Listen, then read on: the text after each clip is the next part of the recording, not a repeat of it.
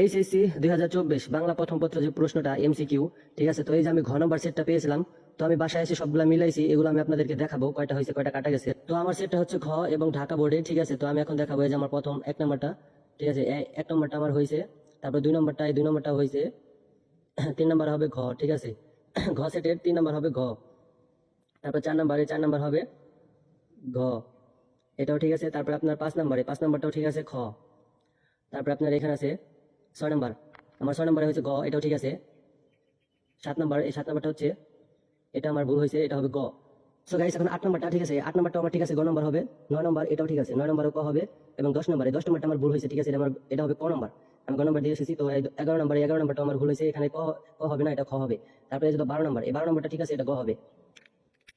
তো গাইস তারপরে যে 13 নম্বরটা আমার হয় নাই, ঠিক আছে, এটা খ হবে। তারপরে 14 নম্বর এটা হয়েছে, এটা ক হবে। তারপর 15 নম্বরটা হয়নি, এটা হবে গ নম্বর, ঠিক আছে। তারপরে যে আপনার